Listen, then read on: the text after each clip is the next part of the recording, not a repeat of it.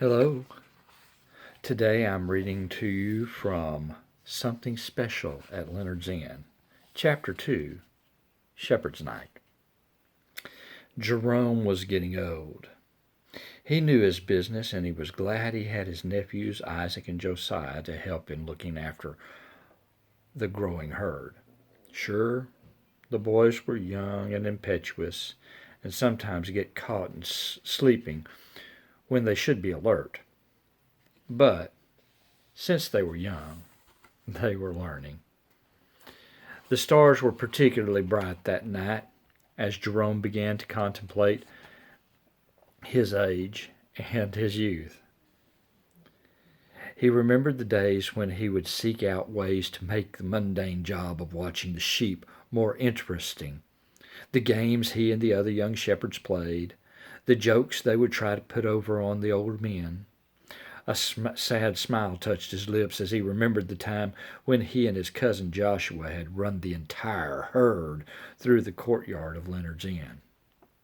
They'd all been young and impetuous then, and Leonard was just beginning to see a profit with his wayside inn. Jerome and Joshua earned more than their share of grief from the older shepherds when they finally got the herd out of town and back to the fields. But the color of Leonard's face as he was bowled over by the frightened sheep, as well as the noise raised throughout town when the tables and chairs set out in the courtyard overturned, was almost worth the price they paid. Jerome and Joshua were laughing about the incident for weeks. And the other old shepherds who had been young with the two men all wished they had had a hand in the ruckus. Jerome was startled out of his reverie by shouts from the very Joshua of his musings. "You boys gather in those strays now.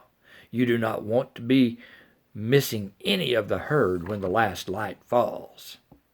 Jerome smiled at the admonition. Joshua had always been more vocal of the two. Jerome was the thinker, trusted by the older shepherds to make sound decisions. Hadn't it always been Joshua who suggested they wait just one more minute longer to gather the sheep for the night? Losing a lamb at night could be a difficult thing. Jerome remembered the night that he truly began thinking through his decisions. He and Joshua had struggled searching for lost sheep on a night much like this one 20 years earlier. "If we had only listened when Gideon first told us to gather the sheep, I would not be out here with no moonlight," Jerome grumbled, stumbling in yet another small hole in the hillside.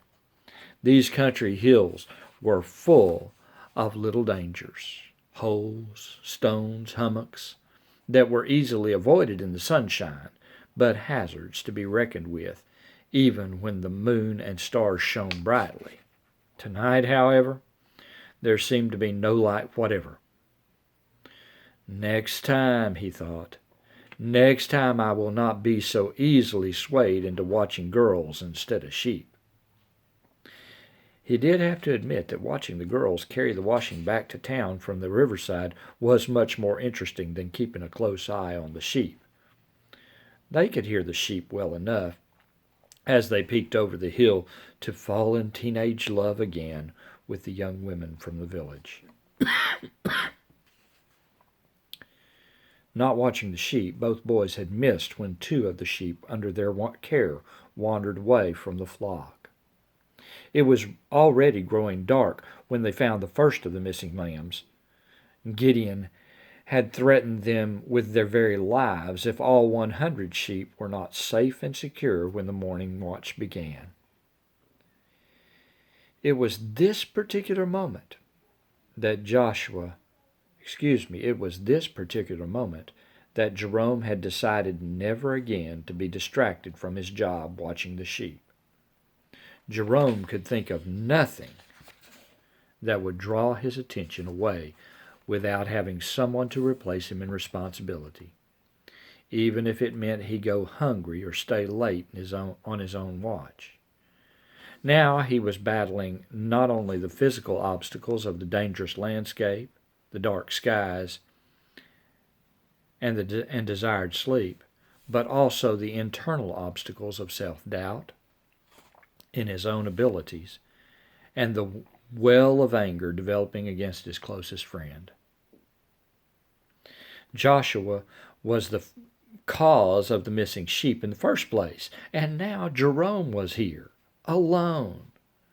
It was Joshua who had convinced Gideon that they had already found the lamb for which he was responsible, and he should stay to help protect the flock. So, here was Jerome, searching through the darkness, fuming at his friend, and worrying about the other lost lamb.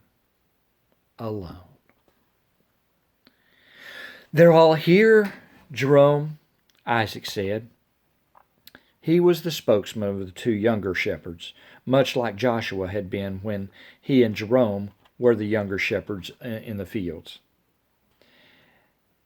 At the same time, Jerome eyed Josiah, the more level-headed of his nephews, who smiled his confirmation of Isaac's words.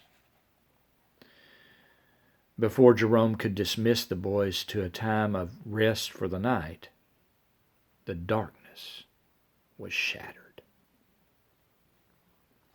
Well, that's all for tonight. I hope that you are being encouraged and finding hope in these stories from Christmas. Until next time, have a nice day.